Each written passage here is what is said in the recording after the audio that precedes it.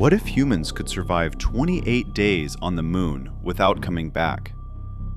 That's 28 times 24 equals 672 hours in one of the harshest environments known. So how exactly is NASA planning to build a moon base that makes this possible? For many years, NASA struggled with slow progress and delayed missions. Plans were made, budgets increased, but results often took too long. Now, that approach has changed completely. The new focus is on clear goals, faster execution, and actually delivering results on time. This shift is also driven by global competition because other countries are working toward the moon as well. This is no longer just about exploration, it is about long-term presence. NASA understands that being slow is no longer an option. So instead of trying to do everything at once, the focus is now on doing the right things, step by step, without unnecessary delays. Artemis 3 was originally planned as the mission to land humans back on the moon. That plan has now changed. Instead of landing, this mission will act as a full system test in space. Astronauts will travel to orbit, meet the moon lander, and test docking, life support, and communication systems. This decision reduces risk because problems can be solved closer to Earth. Jumping directly into a moon landing without testing would be extremely dangerous. By doing this step first, NASA is making sure that every system works properly before attempting a real landing. It may sound like a delay, but it actually makes future missions safer and more reliable. The moon lander is one of the most important parts of the entire mission. Earlier, one company was expected to handle this job. Now, NASA has opened the door for competition again. Multiple companies are working on landers, and the rule is simple: performance decides the winner. This approach pushes companies to move faster and build better technology. No one is guaranteed success just because of past contracts. This creates urgency and innovation at the same time. The company that proves its system works first will be the one to take astronauts to the moon. This change alone could speed up the entire Artemis program significantly. After the testing phase, NASA plans to move quickly into actual moon landings. The goal is not just one mission, but regular missions every 6 months. This is similar to how things were done during the Apollo era, where missions followed each other closely. The idea is to build momentum and avoid long gaps between launches. Frequent missions also help in improving technology faster because each mission provides new data. Instead of waiting years for the next attempt, improvements can be made within months. This faster pace is essential for building a permanent presence on the moon. There was a plan to build a space station orbiting the moon. That plan has now been removed. NASA decided to focus directly on building a base on the surface instead. This saves time and resources. The interesting part is that the hardware already developed for the space station will still be used. These components will be repurposed for the moon base itself. This approach avoids waste and speeds up construction.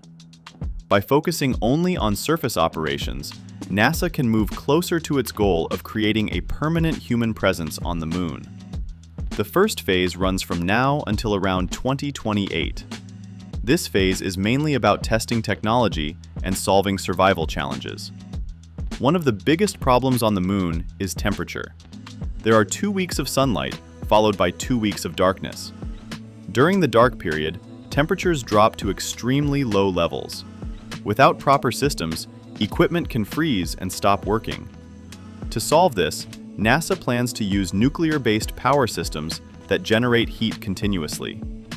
These systems will keep machines running even in extreme cold. This phase also includes testing communication systems and landing technologies that will be used later. NASA is introducing a new type of exploration system using rocket-powered drones. These drones do not use wheels or propellers. Instead, they move by hopping across the surface using small rocket thrusters. This allows them to reach difficult areas like deep craters and steep hills. Each jump can cover long distances, making exploration faster and more efficient. Along with drones, advanced cameras will capture high-quality footage. These visuals will be sent back to Earth in real time. This means people will be able to watch moon exploration live, which is a huge improvement compared to past missions. A key part of the plan is locating water on the moon.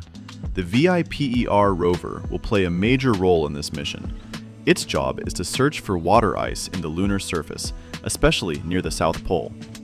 Water is extremely valuable because it can be used for drinking, producing oxygen, and creating fuel. If water is available locally, it reduces the need to transport resources from Earth. This makes long-term missions more practical. The discovery of usable water would be one of the biggest steps toward building a sustainable moon base. Between 2029 and 2032, NASA will begin building the actual base. This phase focuses on construction and infrastructure development. Special machines will land on the moon to move rocks, level the ground, and prepare areas for building. This is similar to construction work on Earth, but adapted for space conditions. One of the most interesting developments is a mobile habitat vehicle. This vehicle allows astronauts to travel long distances while staying inside a safe environment. It acts like a small home on wheels, providing comfort and protection during exploration missions. As the base grows, energy becomes more important. NASA plans to use a combination of solar power and nuclear energy. Solar panels will capture sunlight during the day, while batteries store energy for later use. However, during long nights, solar power alone is not enough. This is where nuclear systems provide continuous energy. This combination ensures that the base remains operational at all times. Reliable power is essential because even a small failure can affect life support systems and put missions at risk. From around 2033, the moon base will be ready for longer human stays. Astronauts will begin living there for extended periods, possibly up to 28 days per mission. The base will consist of connected habitat modules that provide air, water, and protection. Supplies will still come from Earth, but over time, the goal is to reduce dependence on these deliveries. Living on the moon for longer durations will help scientists understand how humans adapt to space environments. This knowledge is important for future missions beyond the moon. NASA plans to use local moon resources like ice and soil to support the base. Water can be turned into oxygen for breathing and hydrogen for fuel, while lunar dust can be used for 3D printing strong structures. This reduces the need to carry everything from Earth. This mission is bigger than just a base. It pushes technology forward and prepares humans for future missions like Mars exploration. Even though it is difficult, it helps solve real space challenges step by step. In the end, it is a long-term investment in the future of human exploration.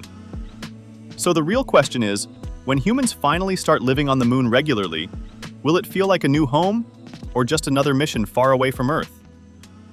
If you enjoyed this video, don't forget to like, share, and subscribe to our channel.